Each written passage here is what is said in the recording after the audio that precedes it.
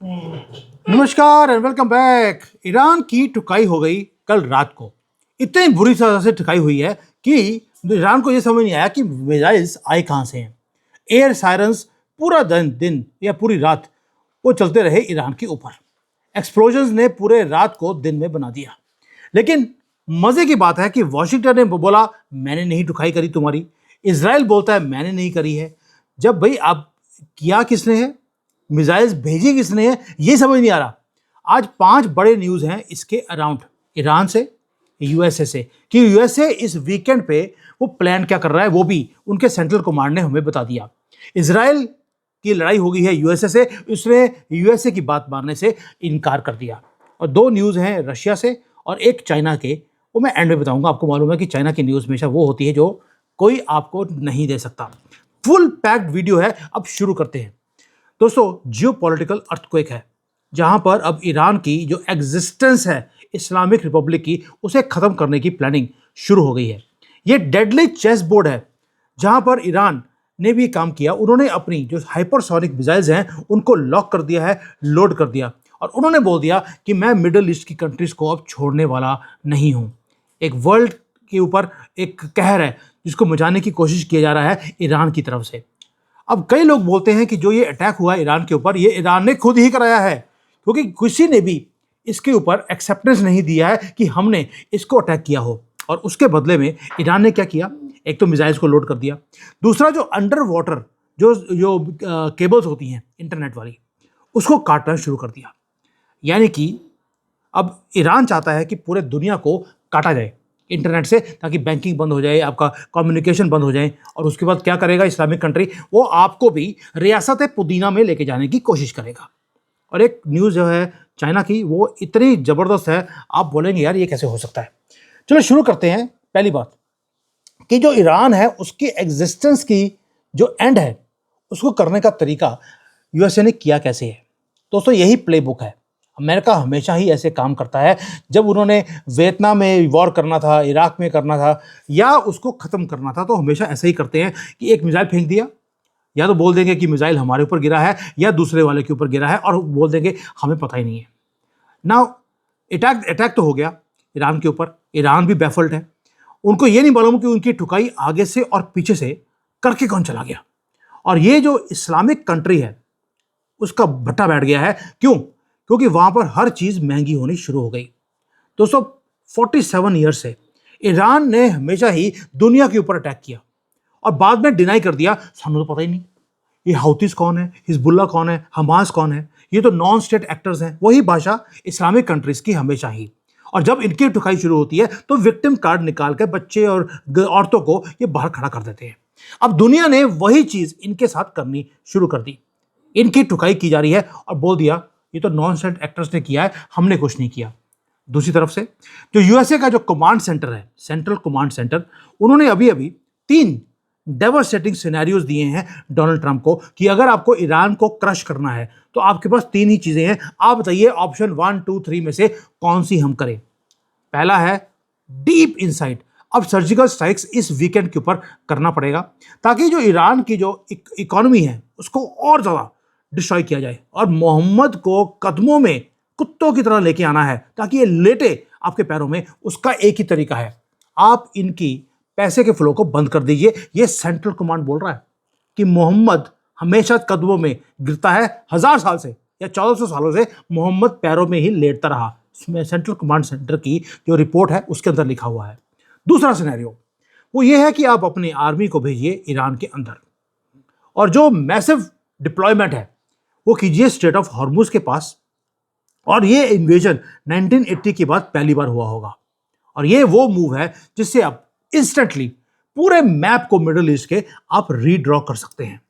और तीसरा सिनेरियो एक और है कि आप रात के अंधेरे में डेल्टा फोर्स को या सील्स जो हैं, सील्स की जो टीम है, इसे एयर ड्रॉप कीजिए ईरान के उस एरिया में, उस बंकर्स के पास जहां पर एनरिच्ड यूरेनियम पड़ा है।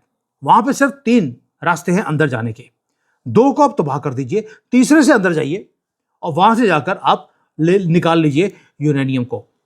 लेकिन इसके अंदर एक लोचा है कि अगर ये मूव गलत हो गया तो इमीडिएटली ईरान सारी मिसाइल्स को पूरे दुनिया में वो फेंकना शुरू कर देगा, वर्ल्ड वॉर 3 की नौबत आ जाएगी। बट यूएसए अब वेट नहीं कर रहा। पेंटागन ने भी बोल दिया कि प्लान अच्छा है, ठुकाई करते हैं रात को जाकर ईरान की पहले, और उसके बाद यूरेनियम निकाल के ले जाते हैं। इसलिए उन्होंने जो हाइपरसोनिक मिसाइल्स हैं जिसका नाम है डार्क ईगल, उसको डिप्लॉय कर दिया मिडिल ईस्ट के अंदर। ये वो वेपन्स हैं जो कोई भी डिफेंस सिस्टम दुनिया के अंदर उसको स्टॉप नहीं कर सकता। ये ईरान के लिए एक चेकमेट होगा। ये हो रहा है पूरा existence of Islamic Republic of Iran को खत्म करने का, जहां पर सेंट्रल कमांड और पेंटागन इकट्ठे मिलकर अब डोनाल्ड ट्रंप को बोल रहे हैं कि क्या करना है। बट डोनाल्ड ट्रंप का प्लान कुछ और है। उसने भी बोल दिया कि मुसलमान को कदमों में लेके आना है परमानेंटली। एक काम करो, पहले इसके पैसे का जो फ्लो है इसको बंद कर दो। यूएसए को फाइनली समझ आना शुरू हो गया कि फाइनेंशियल चोक होल्ड वो अल्टीमेट ट्रिगर है, एक टारगेट है ईरान को नीचे लेके आने के लिए। इसलिए यूएसए की ट्रेजरी ने सबसे पहले काम ये किया, जो एलिट्स हैं ईरान की गवर्नमेंट के या जो रेवोल्यूशनरी गार्ड्स हैं, इनकी एसेट्स हैं पूरे दुनिया के अंदर, वहां पर इन्होंने इवन की अपने पेंशन फंड्स में इन्वेस्ट किया हुआ है। इन्होंने लग्जरी विलास खरीदे हुए हैं, लोगों को लगा दिया पत्थरबाजी करने के लिए कंट्री के अंदर, और खुद विलास लेके बैठे हैं। सबके बच्चे बाहर पढ़ रहे हैं, अब बाहर रह भी रहे हैं। साउथ फ्रांस के अंदर इनके विलास पकड़े गए, इनकी जो इन्वेस्टमेंट्स हैं उनको फ्रीज किया गया, और जो ये पूरा का पूरा इनका मनी फ्लो था उसको ब्लॉक किया गया है। किसका? गवर्नमेंट का और इस्लामिक रिपब्लिक गार्ड्स का। इमीडिएटली ईरान ने उसके बाद बोल दिया कि भाई पैनिक आ गया है, पैनिक हो गया वहां पर, क्योंकि मोहम्मद के पैसे आपने ब्लॉक कर दिए। मोहम्मद को पैसे के बिना तो वो लुल्ला लुल्ला बोलता है, अल्लाह भी बोलता नहीं है। ये फ्रांस और यूएसए बोल रहे हैं। करेंसी इनकी बिल्कुल नीचे पहुंच गई है। एक ब्रेड अगर आपको खरीदनी है तो 10 लाख रियाल आपको देने पड़ते हैं। आप इमेजिन कीजिए, वैसे इमेजिन करने की जरूरत नहीं है, इस्लामिक कंट्री से अब और आप एक्सपेक्ट करते भी क्या हैं। इन्फ्लेशन इंक्रीज होनी शुरू हो गई जैसे ही पैसों को ब्लॉक किया। अब आपके दिमाग में आएगा यार, सुप्रीम लीडर है, वो कुछ ना कुछ कर रहा होगा, वो लुल्ला से वो कर रहा होगा कि भाई मेरी कंट्री को बचा लीजिए, लेकिन नहीं, वो हाइड कर रहा है। खमेनी का बेटा अभी एक मेजर पब्लिक एड्रेस देना था, उसने स्किप कर दिया, और र्यूमर्स आने शुरू हो गए हैं कि जो वो आदमी है वो गया किधर है। मुझे पता लग गया वो है कहां पर। फिर नाम में है मौज तबला। वो मौज कर रहा है, अपने 4 या 5 हस्बैंड्स हैं उसके, क्योंकि गे है, तो वो मौज कर रहा था तबला बजा बजाकर। तभी उसके बाप ने नाम में ही मौज तबला रख दिया था। अब जब ईरान के अंदर ये पूरा काउंटडाउन चल गया है इसको खत्म करने के लिए, तो यार इसके प्रॉक्सीज वो कुछ ना कुछ कर रहे होंगे। चलिए अब प्रॉक्सीज की बात करते हैं। हिजबुल्लाह, हमास, ये सारे जो एच नाम के जानवर हैं। इजराइल ने अपना जो सीज फायर था लेबनान के साथ उसको खत्म कर दिया, और उसके बाद ऐसी ठुकाई करनी शुरू करी है हिजबुल्लाह की कि जितने उनके प्लेन्स थे आईडीएफ के, ये इजराइल के, वो गए लेबनान के अंदर, और वहां पे जहां जहां पर इनके वेपन्स पड़े थे 20 से ज्यादा जगह पर उनको बंकर्स में उनको वहीं पर खत्म कर दिया। जो कमांड सेंटर था हिजबुल्लाह का उसे भी खत्म कर दिया गया है। 5 मिनट के अंदर ये पूरे मोहम्मद हिजबुल्लाह के ये भी कदमों में आ गए। मतलब कि दुनिया भर में मोहम्मद को छोड़ा नहीं जा रहा। दोस्तों ये तो हो गया जो इजराइल ने किया है, लेकिन एक प्रॉब्लम है इसमें। व्हाइट हाउस ने बोलना शुरू कर दिया इजराइल को कि तुम ये स्ट्राइक्स को बंद कर दो, लेकिन इजराइल ने बोला कि मैं ये सर्जिकल स्ट्राइक्स मैं करता रहूंगा, और उसने साउथ लेबनान के अंदर एक भी बिल्डिंग, एक भी घर और गंदी गंदी मस्जिदें हर गली में थी, उसको तोड़ना शुरू कर दिया। Israel says I will go all out. और उसके बाद जो इजराइल की जो एयरफोर्स है उन्होंने डिक्लेयर भी किया है कि एक भी घर अगर खड़ा है इस्लामिक कंट्री के अंदर वो थ्रेट है, क्योंकि वहां पे अगर बच्चा भी बैठा है वो भी जिहादी है, and they are now going to wipe out the complete territory. आपको याद होगा गाजा के अंदर भी इन्होंने पहले अपना जो नॉर्थ का एरिया था उसको खाली करना शुरू किया, फिर वेस्ट का एरिया खाली करना शुरू किया, और करते करते 67% से ज्यादा गाजा का बाजा ऑलरेडी बजा चुके हैं। एक भी घर वहां पे छोड़ा नहीं है। अब वहां पर पूरा का पूरी सफाई की जा रही है। सफाई तो एक ही तरीके से होती है, वो है इजराइल स्टाइल में। दूसरा स्टाइल चाइना का भी है कि किडनी निकाल दो, ना रहेगा बांस ना बजेगी बांसुरी। और यहां पर एक और बता दूं आपको, अगर किसी जिहादी ने 9 साल की लड़की या 6 साल की लड़की का रेप किया हो, उसका लिंक काट दिया जाता है परमानेंटली, प्रॉब्लम सॉल्व। तो ये 2 ही तरीके हैं दुनिया में। अगर आपको इस दुनिया से दरिंदगी को आपको ख़त्म करना है। वो आपको लाइव एग्जाम्पल दे रहे हैं। और हमारी गवर्नमेंट जो है इंडिया की, वो चुप करके अभी भी नहीं नहीं सबका साथ, हम तो श्री राम के वंशज हैं, भाड़ में गए आपके वंशज। जब तक आप ये दरिंदगी को ख़त्म नहीं करते तब तक यही हाल होगा जो वेस्ट बंगाल में आपको करना पड़ा। 3 लाख की फौज के बाद भी वहाँ पे इलेक्शंस आप फ्री एंड फेयर नहीं करवा पाए। ये जिहादी यही काम करते हैं। बट आज मुद्दा भारत का नहीं है, मुद्दा है ईरान का। दोस्तों, इजराइल ने काम और किया, उन्होंने बैटलफील्ड को चेंज कर दिया है। हिजबुल्लाह ने अपने ड्रोन्स को, जो कामिकाजी ड्रोन्स हैं, उसको यूज करने की कोशिश करी इजराइल के ऊपर। इजराइल ने एक नया अपना एक लीथल वेपन उन्होंने निकाल दिया। क्या है कि होता क्या था कि ये जो हिजबुल्लाह के जानवर हैं, ये आते थे, इन्होंने अटैक किया, उसके बाद मोटरसाइकिल लिया और गलियों में से निकल के ये भाग जाते थे। अब इजराइल ने क्या किया है, अपना एक ड्रोन निकाल दिया जो पूरे एरिया को मैप करता है।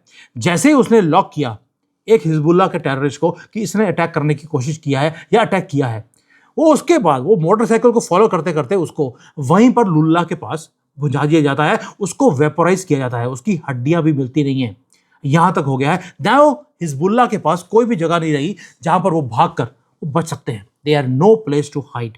इसको बोलते हैं हाईटेक वॉरफेयर, जो इजराइल ने हिजबुल्लाह के खिलाफ करना शुरू कर दिया और हिजबुल्लाह इसको मैच नहीं कर सकता।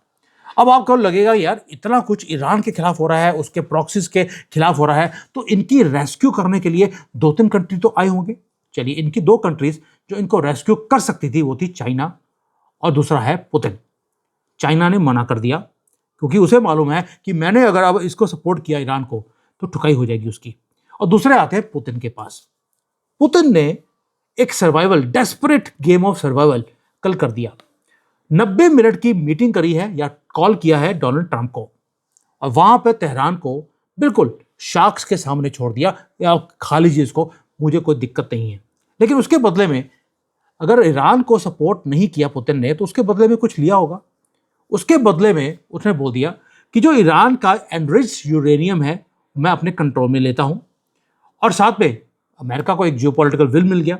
उसके एक्सचेंज में अमेरिका को बोला है कि 9 मई को आप यूक्रेन का जो वॉर है वहीं पर फ्रीज कर देते हैं। जो कंट्री मेरे पास यूक्रेन का आ गया मेरे पास आ गया, जो यूक्रेन बच गया वो यूक्रेन का है। और इससे क्या होगा कि मेरा सर्वाइवल भी हो जाएगा, आपको विक्ट्री मिल जाएगी, 2 युद्ध बंद हो जाएंगे। और तीसरा जो ईरान है वो मरता है, मरने दीजिए, हमें कौन सा फर्क पड़ता है इन मोहम्मदों को मारने से या मरने से, हमें कोई फर्क नहीं पड़ता, इनके मरने से ही दुनिया में शांति आएगी। ये पुतिन बोल रहा है। अब वापस आते हैं यूरोपियंस के ऊपर, क्योंकि यार इतना कुछ हो रहा है, रशिया है, ईरान है, अमेरिका है, इजराइल है, तो यूरोपियंस चुप करके बैठ जाएंगे? ऐसा हो नहीं सकता। उन्होंने अपनी फुलिशनेस दोबारा से दिखा दी।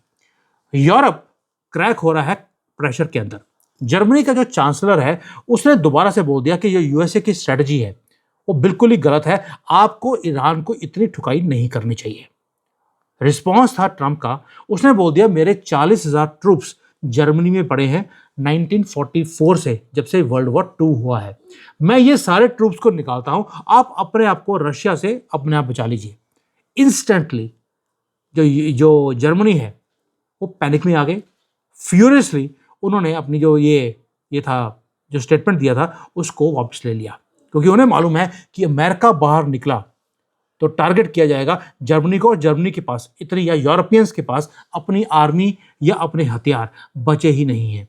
अब जब इतना कुछ हो रहा है, इसलिए जो ग्लोबल इकोनॉमी है वहां पर शॉक वेव्स आने शुरू हो गए।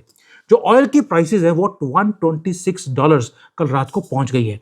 ये डेथ वारंट है पूरे दुनिया के लिए। लेकिन जो रियल थ्रेट है वो ऑयल के प्राइसेस नहीं है, उससे बड़ा थ्रेट हो गया ईरान की तरफ से, क्योंकि उसने समंदर के नीचे कुछ करना शुरू कर दिया। एक साइलेंट वॉर है जिसको शुरू किया है अंडर सी केबल्स, जहां से इंटरनेट की तारें निकलती हैं, उसको काटना शुरू कर दिया। और ईरान ने हेल्प लिया किसी कंट्री से, कोई बोलता है रशिया से, कोई बोलता है चाइना से, जबकि रशिया और चाइना खुद मना कर रहे हैं कि हमने ये काम नहीं किया। कल इंटरनेट की तारों को काट दिया गया है। ग्लोबल कम्युनिकेशन लाइंस, ये वो वाली लाइंस हैं जहां से 99% दुनिया का इंटरनेट का ट्रैफिक यहां से निकलता है।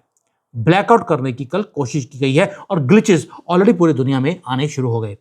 दोस्तों, ये है calculated price of a war, but ये प्राइस हमें पे करनी पड़ेगी, क्योंकि इस प्राइस को अगर बचाने की कोशिश करेंगे तो होगा क्या, ईरान बच जाएगा, और ईरान बचा तो इस बार वो और भी ज़्यादा वो लीथल होने वाला है। मोहम्मद को आपने थोड़ी सी ढील दी तो उसके बाद ये आपका गला काट देगा। अब ये पैरों में लेटा हुआ है, इसके मुंह के ऊपर आपने पैर रखा है, इसको सिर्फ मसलना है, और वो काम अब अमेरिका को करना पड़ेगा, ये उनको समझ आ गई है।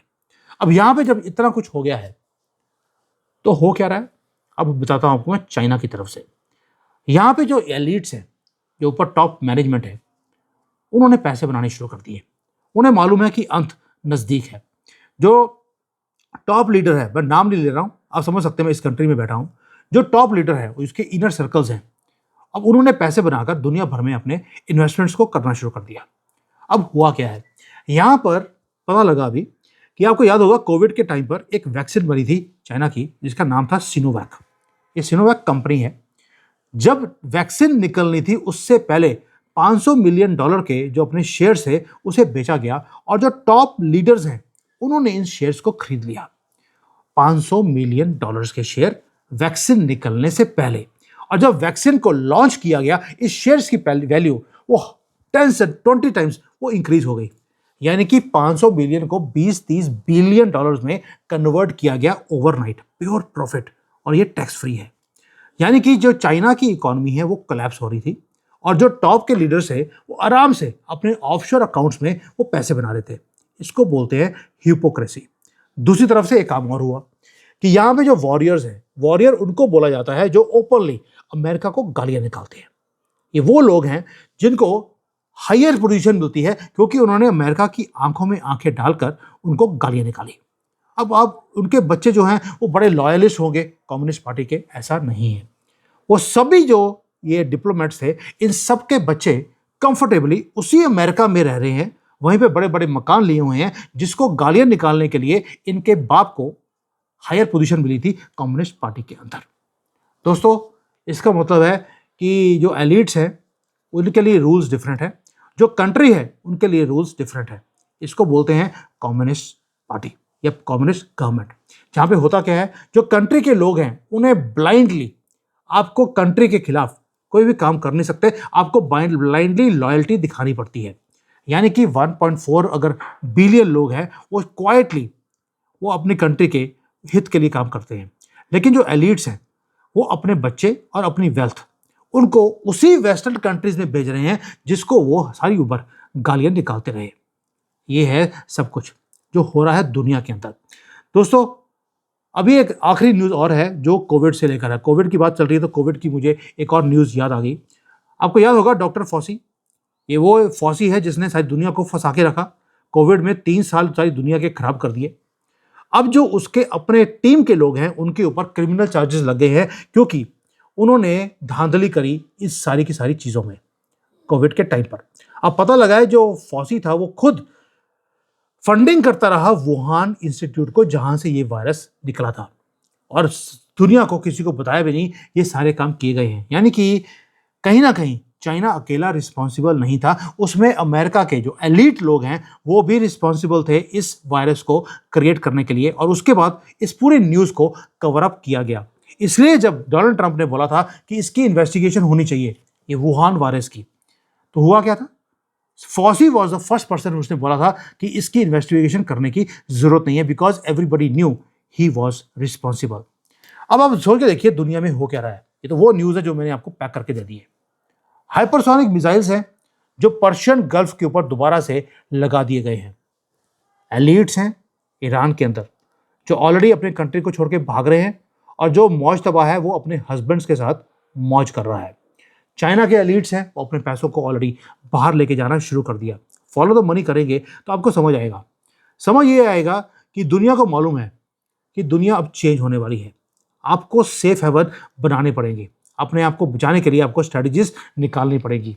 इस वीकेंड पे कुछ बड़ा होने की प्लानिंग है जो सेंट्रल कमांड ने रख दिया डोनाल्ड ट्रंप के टेबल के ऊपर।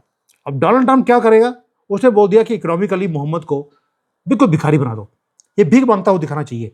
वही स्ट्रेटजी जो पाकिस्तान के अगेंस्ट मोदी जी ने करी है, और जब ये होगा तो ग्लोबल ऑर्डर वायलेंटली वो शेप होगा। जो ये एक मोहरे होते हैं उनको सेक्रीफाइस किया जा रहा है पूरे दुनिया के अंदर। पुतिन ने ईरान नाम के मोहरे को सेक्रीफाइस कर दिया। वो यूक्रेन के वॉर को बंद करना चाहता है। उसकी खुद की इकॉनमी बुरी हालत में है और जो राजे हैं जैसे चाइना के हैं, ईरान के हैं, वो सारे पैसे बना रहे हैं इस युद्ध से। तो ओनली क्वेश्चन इज ये डस्ट सेटल कब होगी? और जब ये डस्ट सेटल होगी पूरे युद्ध की, उसके बाद बचेगा कौन? ये वक्त बताएगा। और वक्त भी तब कब, जब आज इस वीकेंड पे डोनाल्ड ट्रंप कौन सा डिसीजन लेने वाले हैं उसके ऊपर डिपेंड करता है कि आगे जाकर क्या होगा। मेरी नज़र पूरी ईरान के ऊपर है, because I keep a very close eye कि वॉशिंगटन में क्या हो रहा है, उनकी स्टेटमेंट्स क्या हैं। और जब जब डोनाल्ड ट्रंप ने ये बोला कि अभी युद्ध को और थोड़ी देर रोक देते हैं, देख लेते हैं कि हो सकता है कि ईरान कदमों में आ जाए, इसका मतलब है कि युद्ध होने वाला है। Because what he says he always does opposite to that. Thank you. जय हिंद एंड वंदे मातरम।